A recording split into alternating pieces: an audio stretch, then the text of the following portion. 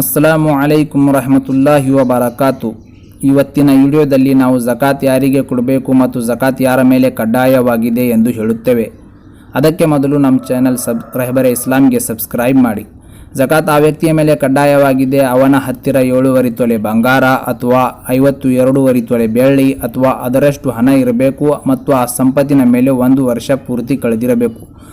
ಪವಿತ್ರ ಕುರಾನ್ 8 ಜನರನ್ನು ಝಕಾತ್ ಕೊಡಲು ಹೇಳುತ್ತದೆ. ಆ 8 ಜನರು ಮಿಸ್ಕಿನ್, ಫಕೀರ್, ಇಸ್ಲಾಮನಿಗೆ ಬಂದವರಿಗೆ, ಸಾಲಗಾರರು, ಯಾತ್ರಿಕರರು, ಗುಲಾಮರು, ಅಲ್ಲಾಹನ ಮಾರ್ಗದಲ್ಲಿ ಸಾಗುವರು, ಝಕಾತ್ ಖಾತೆ ನೌಕರರಿಗೆ. ಝಕಾತ್ ಕೊಟ್ಟವರಿಗೆ ಏನು ಫಲ ಇದೆಯೋ ಅದೇ ರೀತಿ ಝಕಾತ್ ತಡೆ ಹಿಡಿಯುವುದರಿಗೆ ಕಠಿಣ ಶಿಕ್ಷೆಯಾಗುವುದೆಂದು ಕುರಾನ್ ಎಚ್ಚರಿಕೆ ಕೊಡುತ್ತದೆ. ಹಜರತ್ ಆಯಿಷಾ ರದಿಯಲ್ಲಾಹು ತಾಲಾನು ಹೇಳುತ್ತಾಳೆ, ಪ್ರವಾದಿ ಸಲ್ಲಲ್ಲಾಹು ಅಲೈಹಿ ವಸಲ್ಲಂ ಹೇಳಿದರು, ಯಾವ ಸಂಪತ್ತಿನಿಂದ ಝಕಾತನ್ನು ತಡೆಯಲಾಗುತ್ತದೆ ಆ ಝಕಾತ್ ಆ ಸಂಪತ್ತನ್ನು ನಾಶ ಮಾಡುತ್ತದೆ ಎಂದು ಪ್ರವಾದಿ ಸಲ್ಲಲ್ಲಾಹು ಅಲೈಹಿ ವಸಲ್ಲಂ ಹೇಳಿದರು.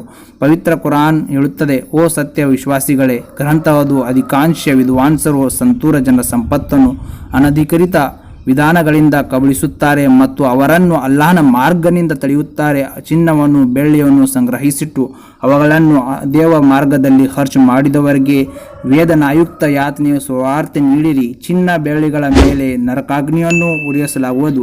ತರುವ ಅದರಿಂದಲೇ ಅವರ ಹಣೆಗಳಿಗೂ ಪಾರ್ಶ್ವಗಳಿಗೂ ಮತ್ತು ಬೆನ್ನೆಗಳಿಗೂ ಬರೆ ಹಾಕಲಾಗುವುದು. ನೀವು ನಿಮಗಾಗಿ ಸಂಗ್ರಹಿಸಿಟ್ಟ ಸಂಪತ್ತನ್ನು ಇದೇವೆ, ಈಗ ನೀವು ಕೂಡ ಹಾಕಿದ್ದ ಸಂಪತ್ತನ್ನು ಸವಿರಿ ಎನ್ನಲಾಗುವುದು. ಝಕಾತ್ನಿಂದ ಆರ್ಥಿಕ ಅಮೋತಲನಕ್ಕಾಗಿ ಪ್ರವಾದಿ ಸಲ್ಲಲ್ಲಾಹು ಅಲೈಹಿ ವಸಲ್ಲಂ ಹೇಳಿದರು, ನಿಸ್ಸಂದೇಹವಾಗಿ ಅಲ್ಲಾಹನ ಮುಸ್ಲಿಂ ಸಮುದಾಯ ಮೇಲೆ ಝಕಾತವನ್ನು ಕಡ್ಡಾಯಗೊಳಿಸಿದವನು. ಅದನ್ನು ಅವರಲ್ಲಿನ ಶ್ರೀಮಂತರಿಂದ ಸಂಗ್ರಹಿಸಲಾಗುವುದು ಮತ್ತು ಅವರಲ್ಲಿನ ಬಡವರಿಗೆ ಮರಳಿಸಲಾಗುವುದು ಎಂದು ಪ್ರವಾದಿ ಸಲ್ಲಲ್ಲಾಹು ಅಲೈಹಿ ವಸಲ್ಲಂ ಹೇಳಿದರು. ಅಸ್ಸಲಾಮು ಅಲೈಕುಂ ವರಹಮತುಲ್ಲಾಹಿ ವಬರಕಾತು.